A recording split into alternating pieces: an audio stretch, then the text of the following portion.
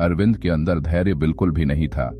वह एक काम शुरू करता, कुछ दिन उसे करता और फिर उसे बंद कर दूसरा काम शुरू कर देता।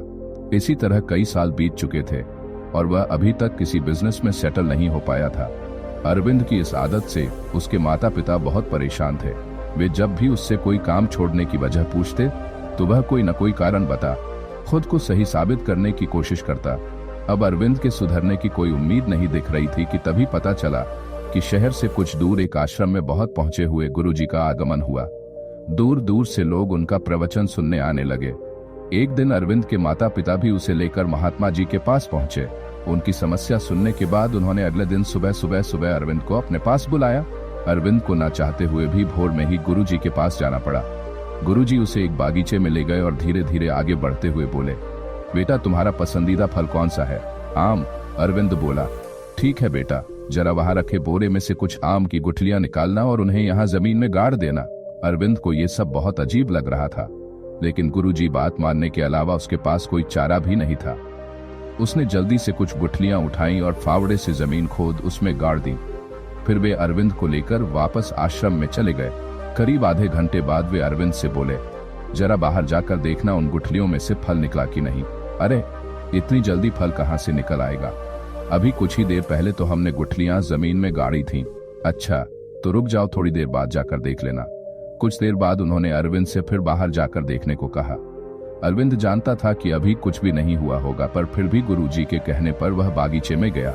लौटकर बोला, कुछ भी तो नहीं हुआ है गुरुजी, आप फल की बात कर रहे हैं, अभी तो बीज से पौधा भी नहीं निकला है, लगता है कुछ गड़बड़ है। गुरुजी ने आश्चर्य से कहा, अच्छा बेटा ऐसा करो, उन गुठलियों को वहां से निकाल के कहीं और गाड़ दो। अरविंद को गुस्सा तो बहुत आया, लेकिन वह दांत पीस कर रह गया। कुछ देर बाद गुरुजी फिर बोले, अरविंद बेटा जरा बाहर जाकर देखो, इस बार जरूर फल निकल गए होंगे। अरविंद इस बार भी वही जवाब लेकर लौटा और बोला, मुझे पता था इस बार भी कुछ नहीं होगा, कुछ फल वाल नहीं निकला। क्या अब मैं अपने घर जा सकता हूँ? नहीं नहीं, रुको, चलो हम इस बार गुठलियों को ही बदल कर देखते हैं, क्या पता फल निकल आए। इस बार अरविंद ने अपना धैर्य खो दिया और बोला, मुझे यकीन नहीं होता कि आपके जैसे नामी गुरु को इतनी छोटी सी बात पता नहीं कि कोई भी बीज लगाने के बाद उससे फल निकलने में समय लगता है। आपको बीज को खाद पानी देना पड़ता है, लंबा इंतजार करना पड़ता है, तब कहीं जाकर फल प्राप्त होता है। गुरुजी मुस्कुराए और बोले, बेटा यही तो मैं तुम्हें समझाना चाहता था। तुम कोई काम शुरू करते हो, कुछ दिन मेहनत करते हो, फिर सोचते हो प्रॉफिट क्यों नहीं आ रहा, इसके बाद तुम किसी और जगह वही या कोई नया काम शुरू करते हो, इस बार भी तुम्हें रिजल्ट नहीं मिलता, फिर तुम सोचते हो कि यार ये धंधा ही बेकार है। एक बात समझ लो, जैसे आम की गुठलियां तुरंत फल नहीं दे सकती, वैसे ही कोई भी कार्य तब तक अपेक्षित फल नहीं दे सकता जब तक तुम उसे पर्याप्त प्रयत्न और समय नहीं देते।